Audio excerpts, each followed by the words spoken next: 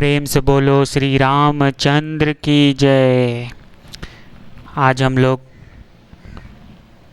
रामायण के दूसरे अध्याय को सुनेंगे, जिसमें है नारद सनत कुमार संवाद सुदास या सोमदत्त नामक ब्राह्मण को राक्षस तत्व की प्राप्ति तथा रामायण कथा श्रवण द्वारा उसके उद्धार। चलिए स्टार्ट करते हैं। आप सभी भक्तगणों को जय श्री राम। श्री गणसाय नमः। श्री सीता रामचंद्रभ्याम नमः। श्री वाल्मीकि रामायण महाकाव्य दूसरा अध्याय। चलिए स्टार्ट करते हैं। ऋषियों ने पूछा, महामुने देवर्षि नारद मुनि ने संत कुमार जी से रामायण संबंधी संपूर्ण धर्मों का किस प्रकार वर्णन किया था। उन दोनों ब्राह्मणवादी महात्माओं का किस क्षेत्र में मिलन हुआ था। तात वे दोनों कहाँ ठहरे थे। नारद जी ने उनसे जो कुछ कहा था वह सब आप हम लोगों को बताइए। सूत जी ने कहा, मुनिवरों, सनक आदि महात्मा भगवान ब्रह्मा जी के पुत्र माने गए हैं। उनमें ममता और अहंकार का तो नाम भी नहीं है। वे सब के सब ऊर्ध्वता नैष्ठिक ब्रह्मचारी हैं। मैं आप लोगों से उनके नाम बताता हूँ, सुनिए। सनक, सनंदन, संत कुमार और सनातन, ये चारों सनकादि माने जाते हैं। वे भगवान विष्णु के भक्त और महात्मा है। सदा ब्रह्म के चिंतन में लगे रहते हैं। बड़े सत्यवादी है। सहस्त्रों सूर्यों के समान तेजस्वी एवं मोक्ष के अभिलाषी हैं। एक दिन वे महातेजस्वी ब्रह्मपुत्र सनक आदि देव ब्रह्मा जी की सभा देखने के लिए मेरु पर्वत के शिखर पर गए। वहाँ भगवान विष्णु के चरणों से प्रकट हुई परम पुण्यमयी गंगा नदी, जिन्हें सीता भी कहते हैं, वह बह रही थी। उनका दर्शन करने के तेजस्वी महात्मा उनके जल में स्नान करने को उद्यत हुए।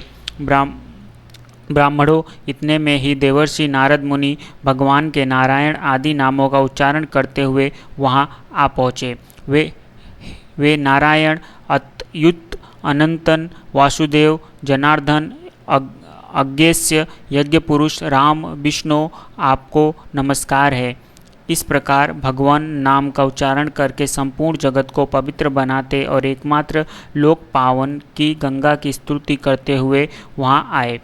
उन्हें आते देख महाते तेजस्वी सनकादि मुनियों ने उनकी यथोचित पूजा की तथा नारद जी भी उन मुनियों को मस्तक झुकाया। तदंतर वहाँ मुनियों की सभा में सनंत कुमार जी ने भगवान नारायण के परम भक्त मुनिवर नारद से इस प्रकार कहा। सनत कुमार बोले, महाप्राज्ञ नारद जी, आप समस्त मुनीश्वरों में सर्वज्ञ है, सदा श्री हरि की भक्ति में तत्पर रहते हैं, अतः आपसे बढ़कर दूसरा कोई नहीं है। इसलिए मैं पूछता हूँ, जिसने समस्त चराचर जगत की उत्पत्ति हुई है तथा वे गंगा जी जिनके चरणों से प्रकट हुई हैं, उन श्री हरि के स्वरूप का ज्ञान कैसे होता है। यदि आपकी हम लोग पर कृपा हो तो हमें हमारे इस प्रश्न का यथास्वरूप से विवेचन कीजिए। नारद जी ने कहा, जो पर से भी परतर है, उन परम देव श्री राम को नमस्कार है, जिनका निवास स्थान परम धाम उत्कृष्ट से भी उत्कृष्ट है तथा जो सगुण और निर्गुण रूप है, उन श्री राम को मेरा नमस्कार है। ज्ञान अज्ञान, धर्म अधर्म तथा विद्या और अविद्या, ये सब जिनके अपने ही स्वरूप है तथा जो सबके आत्मरूप है, उन आप परमेश्वर को नमस्कार है।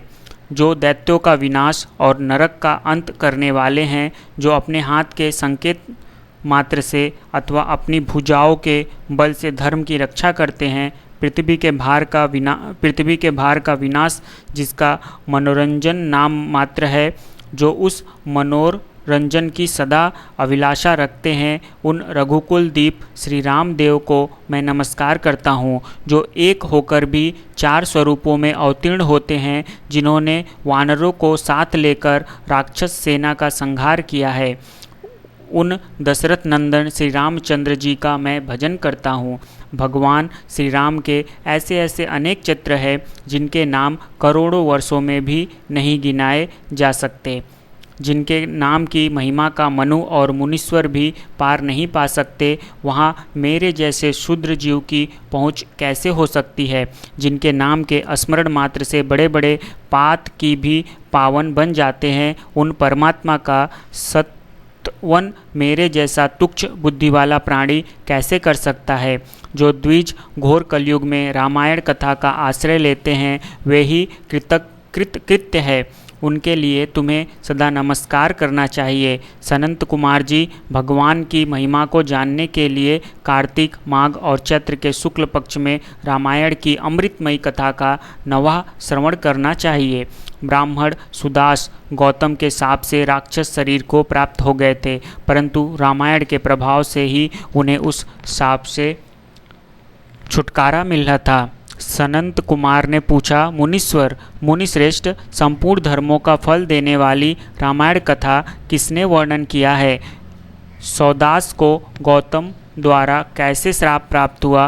फिर वे रामायण के प्रभाव से किस प्रकार शाप मुक्त हो गए? मुने, यदि आपका हम लोगों पर अनुग्रह हो तो सब कुछ ठीक ठीक बताइए। इन सारी बातों से हमें अवगत कराइए, क्योंकि भगवान की कथा वक्ता और श्रोता दोनों के पापों का नाश करने वाली है।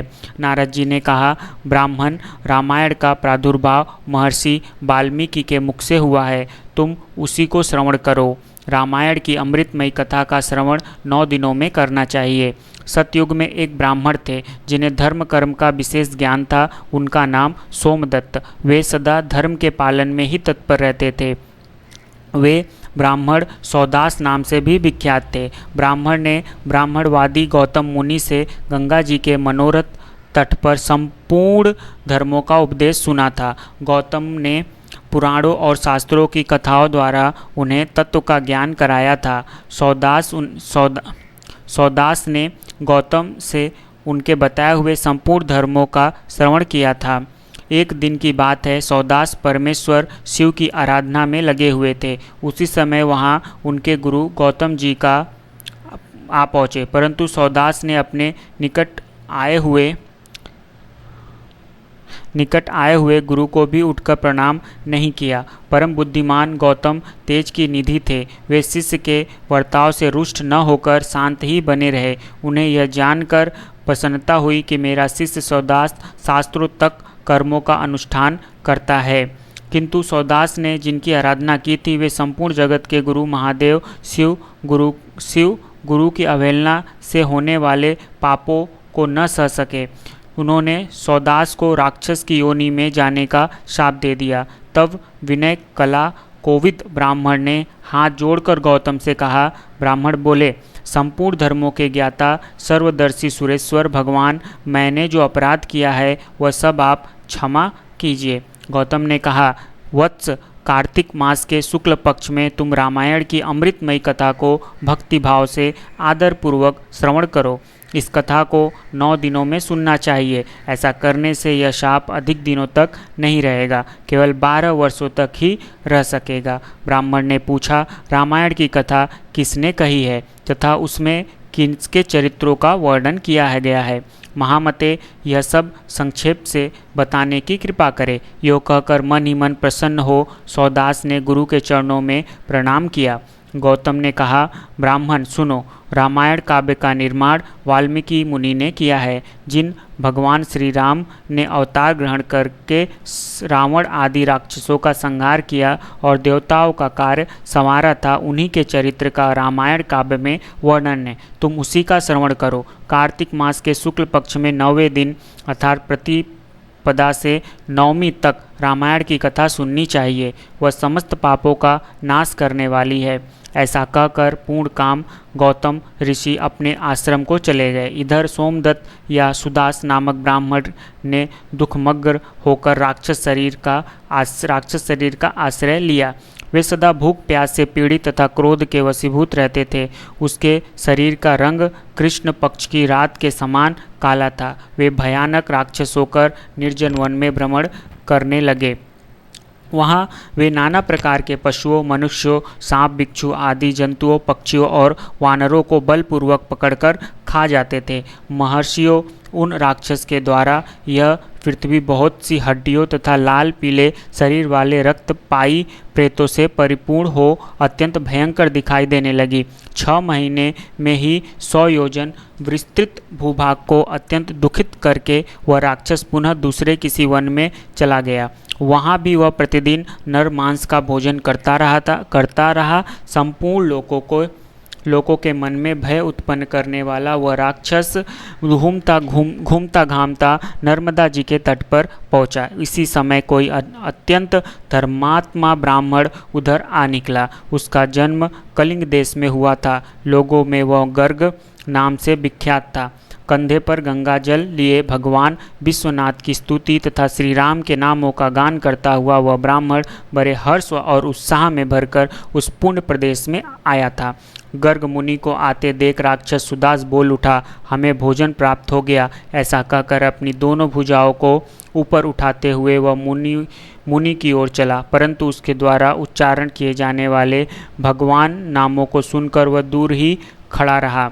उन ब्राह्म ऋषि को मारने में असमर्थ होकर राक्षस उनसे इस प्रकार बोला। राक्षस ने कहा, यह तो बड़े आश्चर्य की बात है। भद्र महाभाग, आप महात्माओं को नमस्कार है। आप जो भगवान नामों का स्मरण कर रहे हैं, इतने से ही राक्षस भी दूर भाग जाते हैं। मैंने पहले कोटि सहस्त्र ब्राह्मणों का भक्षण किया है। ब्राह्मण, आपके पास जो नाम रूपी कवच है वही राक्षसों के महान भय से आपकी रक्षा करता है। आपके द्वारा किए गए नामस्मरण मात्र से हम राक्षसों को भी परम शांति प्राप्त हो गई। यह भगवान अच्युत की कैसी महिमा है। महाभाग ब्राह्मण, आप श्री राम कथा के प्रभाव से सर्वथा राग आदि दोषों से रहित हो गए हैं, अतः आप मुझे इस अधम पातक से बचाइए। मुनि श्रेष्ठ, मैंने पूर्व काल में अपने गुरु की अवहेलना की थी, फिर गुरु जी ने मुझ पर अनुग्रह किया और यह बात कही। पूर्व काल में वाल्मीकि मुनि ने जो रामायण कथा कही है उसका कार्तिक मास के शुक्ल पक्ष में प्रयत्नपूर्वक श्रवण करना चाहिए। इतना कहकर गुरुदेव पुनः यह सुंदर एवं शुभदायक वचन कहा। रामायण की अमृतमयी कथा 9 दिनों में सुननी चाहिए। अतः संपूर्ण शास्त्रों के तत्व को जानने वाले महाभाग ब्राह्मण, आप मुझे रामायण कथा सुनाकर इस पाप कर्म से मेरी रक्षा कीजिए। नारद जी कहते हैं, उस समय वहाँ राक्षस के मुख से रामायण का परिचय तथा श्री राम के उत्तम महाकाव्य का वर्णन सुनकर द्विज श्रेष्ठ गर्ग आश्चर्यचकित हो उठे। श्री राम का नाम ही उनके जीवन का अवलंब था। वे ब्राह्मण देवता उस राक्षस के प्रति दया से द्रवित हो गए और सुदास से इस प्रकार बोले। ब्राह्मण ने कहा, महाभाग राक्षसराज, तुम्हारी बुद्धि निर्मल हो गई है। इस समय कार्तिक मास का शुक्ल पक्ष चल रहा है। इसमें रामायण की कथा सुनो। राम भक्ति परायण राक्षस, तुम श्री रामचंद्र जी के महात्म्य को श्रवण करो। श्री रामचंद्र जी के ध्यान में तत्पर रहने वाले मनुष्यों को बाधा पहुंचाने में कौन समर्थ हो सकता है। जहां श्री राम का भक्त है वहां ब्रह्मा विष्णु और शिव विराजमान है। वहीं देवता सिद्ध तथा रामायण का आश्रय लेने वाले मनुष्य है। अतः इस कार्तिक मास के शुक्ल पक्ष में तुम रामायण की कथा सुनो। 9 दिनों तक इस कथा को सुनने का विधान है, अतः तुम सदा सावधान रहो। ऐसा कहकर गर्ग मुनि ने उसे रामायण की कथा सुनाई। कथा सुनाते ही उसका राक्षस तत्व दूर हो गया। राक्षस भाव का परित्याग करके वह देवताओं के समान सुंदर, करोड़ों सूर्यों के समान तेजस्वी और भगवान नारायण के समान कांतिमान हो गया। अपनी 4 भुजाओं में शंख, चक्र, गदा और पद्म लिए वह श्री हरि के बैकुंठ धाम में चला गया। ब्राह्मण गर्ग मुनि की भूरी भूरी प्रशंसा करता हुआ वह भगवान के उत्तम धाम में जा पहुंचा। नारद जी कहते हैं, विप्रवरो, अतः आप लोग भी रामायण की अमृतमयी कथा सुनिए। इसके श्रवण की सदा ही महिमा है, किंतु कार्तिक मास में विशेष बताई गई है। रामायण के नाम का स्मरण करने से ही मनुष्य करोड़ों महापात को, समस्त पापों से मुक्त हो परम गति को प्राप्त होता है। मनुष्य रामायण इस नाम का जब एक बार भी उच्चारण करता है तभी वह समस्त पापों से मुक्त हो जाता है और अंत में भगवान विष्णु के लोक में चला जाता है। जो मनुष्य सदा भक्ति भाव से रामायण कथा को पढ़ते और सुनते हैं उन्हें गंगा स्नान की अपेक्षा 100 गुना पुण्य फल प्राप्त होता है। इस प्रकार से स्कंद पुराण के उत्तरखंड में नारद संत कुमार संवाद के अंतर्गत वाल्मीकि रामायण महात्म्य के प्रसंग में राक्षस का उद्धार नामक दूसरा अध्याय पूरा हुआ। सप्रेम से बोलिए सिया रामचंद्र की जय। आज हमारा यहाँ दूसरा अध्याय समाप्त होता है। नेक्स्ट वीडियो में हम लोग तीसरा अध्याय सुनेंगे, जिसमें है माघ मास में रामायण श्रवण का फल, राजा सुमति और सत्यवती के पूर्व जन्म का इतिहास। तब तक के लिए सीताराम सीताराम, जय श्री राम।